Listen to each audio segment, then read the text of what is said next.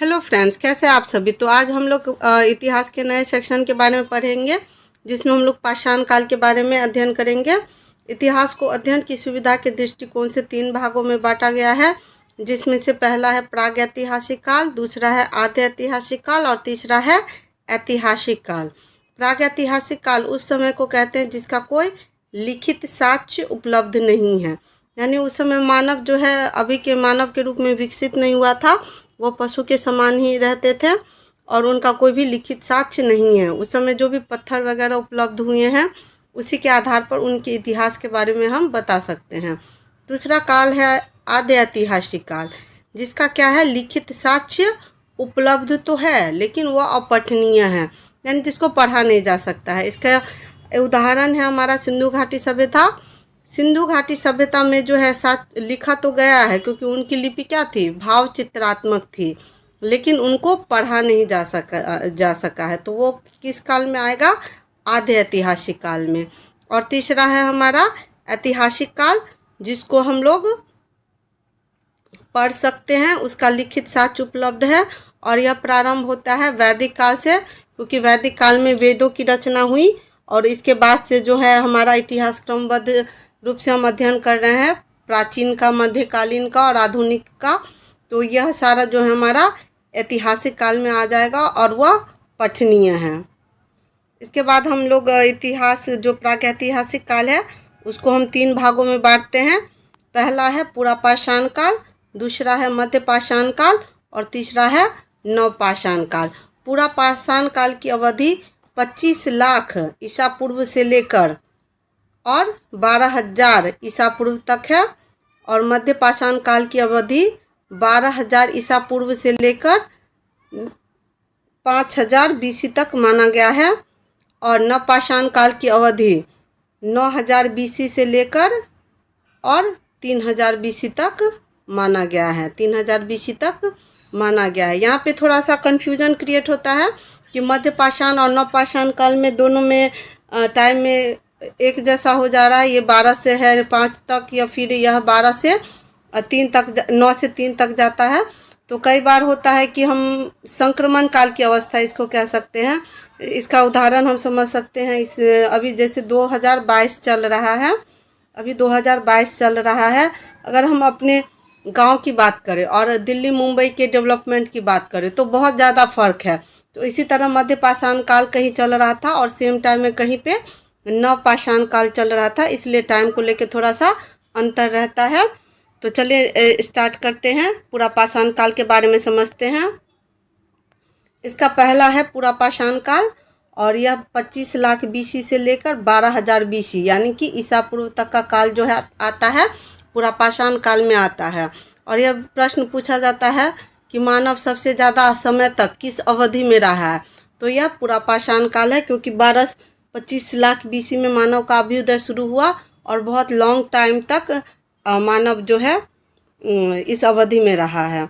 इसके बाद क्वेश्चन एक आता है कि कहाँ पे पहले मानव का प्रादुर्भाव हुआ, तो अफ्रीका में पहले मानव को के अवशेष मिले हैं। इसको समझने के लिए भी, क्योंकि यह बहुत लंबा टाइम पीरियड है, तो इसको भी 3 पार्ट में बांटा गया है, जिसमें है पुरापाषाण काल, फिर मध्य पुरापाषाण काल और उत्तर पुरापाषाण काल। पुरापाषाण काल में जब 40,000 बीसी में मानव, आधुनिक मानव का जो स्टार्टिंग हुआ वह उत्तर पुरापाषाण काल से हुआ 40,000 बीसी में, जिसे होमो सैपियंस कहा जाता है। क्या कहा जाता है, होमो सैपियंस। हम आगे बात करेंगे पुरापाषाण काल की महत्वपूर्ण विशेषताओं की।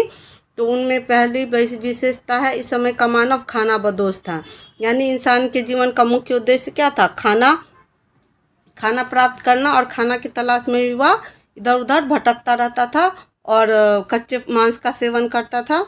आदि मानव यानी कि कोई मानव सभ्यता विकसित नहीं थी, उनका मतलब प्राचीन तरीके से रहते थे, पेड़ पौधे, कंदमूल, फल खाते थे, जानवरों को खाते थे। इस समय एक महत्वपूर्ण खोज हुई, आग की खोज, यानी कि आग का आविष्कार हो गया। हालांकि स्टार्टिंग में लोग उतना आग के प्रयोग से विज्ञ नहीं थे, नहीं जानते थे। फिर धीरे धीरे उनको आग का प्रयोग का जानकारी हुआ, वो जैसे उनको यूज करने लगे जानवरों से बचने के लिए, फिर खाना मांस को पकाने के लिए यूज करने लगे। तो ये जो मेन विशेषता है पूरा पाषाण काल की, वह खानाबदोशी जीवन था और इस समय आग की खोज हो गई थी। अच्छा, वो अभी खाना किससे ये करते थे, तो जानवरों को मारने के लिए या कुछ भी करने के लिए वह पाषाण उपकरण का यूज करते थे, क्योंकि इसका नाम ही दिया गया है पाषाण काल। क्योंकि इस समय जो है ना हथियार के रूप में या भी किसी भी काम को करने के लिए पत्थरों का यूज करते थे वे। तो इस समय के जो औजार थे वह क्या थे, कुल्हाड़ी थी, फलक थे जिसको ब्लेड मतलब नुकीले पत्थरों को ब्लेड के जैसे यूज करते थे, तछनी थी यानी पत्थरों को नुकीला करके उनको जानवरों को शिकार करने के लिए या अन्य कार्यों के लिए वो यूज करते थे। मेन था पाषाण उपकरण यानी पत्थर से बने बड़े बड़े पत्थरों का यूज वो करते थे। अगर हम पूरा पाषाण काल के महत्वपूर्ण स्थल की बात करें तो यह चेन्नई में पल्लवरम नामक स्थान है जहाँ से पहला हथियार मिला है, यानी पूरा पाषाण कालीन पहला हथियार मिला है जो कि हैंड एक्स था यानी हाथ कुल्हाड़ी था। और इसकी खोज किन्होंने की, रॉबर्ट ब्रूस फ्रूट ने की। इसकी खोज किसने की, रॉबर्ट ब्रूस फ्रूट ने की और यह एक ब्रिटिश पुरातत्वविद थे, भूवैज्ञानिक थे। और दूसरा महत्वपूर्ण स्थल है चेन्नई के ही पास है अतिरक्कम, जो कि वहाँ से भी कुल्हाड़ी मिला है।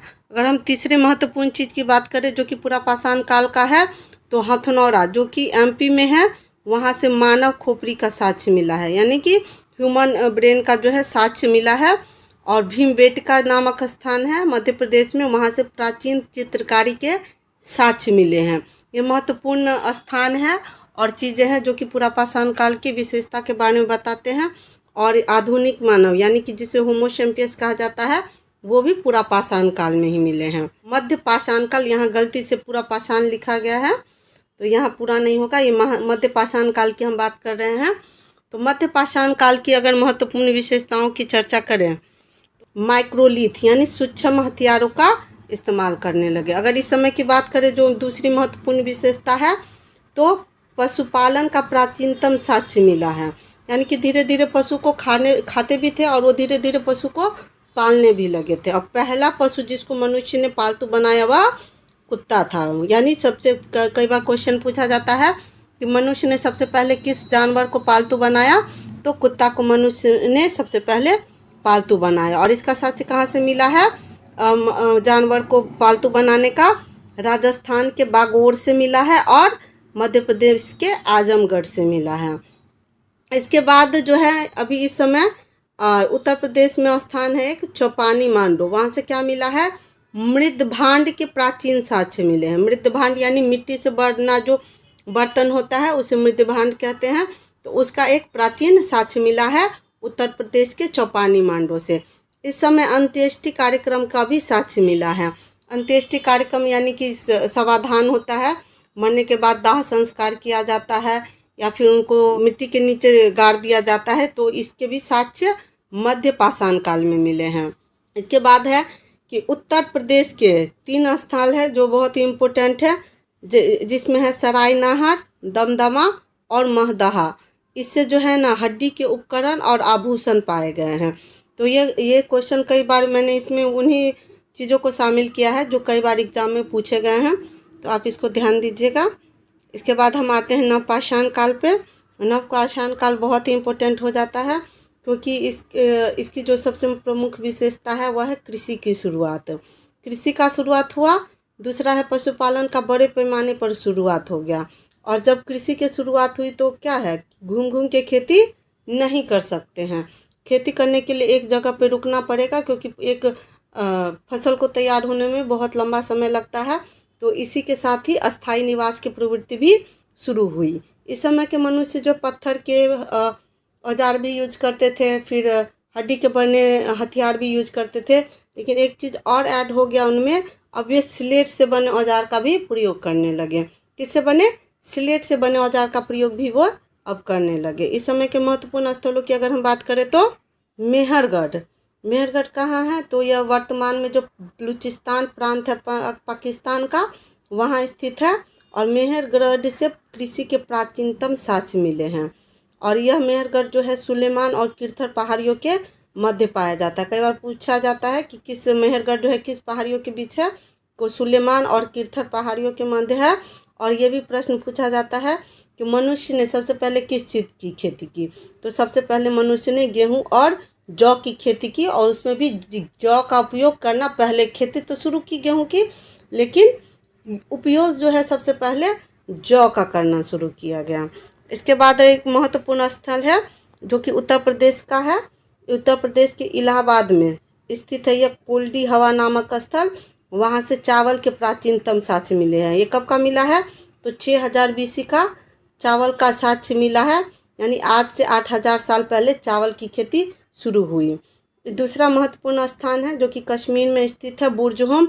यहाँ से गर्तावास मिला है और मानव के साथ कुत्ते को दफन करने का भी साक्ष्य मिला है। गर्तावास यानी ज़मीन के अंदर गड्ढा बना के उसके अंदर लोग रहते थे। अभी भी देखिए कि कश्मीर में बहुत ज़्यादा ठंड रहती है, तो उस समय भी ठंड ज़्यादा रहती होगी, तो ज़मीन के नीचे गड्ढा करके लोग घर बना के रहते थे। और कश्मीर में ही है गुप्त कराल नामक स्थान, जहाँ से कृषि और पशुपालन दोनों का साक्ष्य एक साथ मिला है। इसके अलावा जो है चिरांद, जो कि सारण बिहार में है, वहाँ से बड़े पैमाने पर हड्डियों के औजार मिले हैं, और ये ज़्यादातर हिरण के, एक सींग वाले हिरण के हड्डियों के औजार से मिले हैं। इसके बाद हम बात करें महत्वपूर्ण नवपाषाण कालीन स्थल की, तो कर्नाटक का एक स्थान है पिकलीहल, जहाँ किससे राख के ढेर और निवास स्थान मिला है। ठीक है, इसके बाद ये हमारा हो गया तीनों काल का विवरण।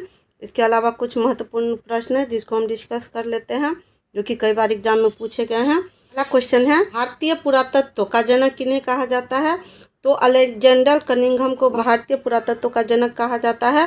भारत में 1861 ईस्वी में पुरातत्व विभाग की स्थापना हुई और अलेक्जेंडर कनिंघम को इसका प्रथम निदेशक बनाया गया, तो इसलिए इन्हें भारतीय पुरातत्व का जनक कहा जाता है। दूसरा क्वेश्चन है, पुरातत्व सर्वेक्षण विभाग किस मंत्रालय के अंतर्गत आता है? तो फ्रेंड्स यह संस्कृति मंत्रालय के अंतर्गत आता है।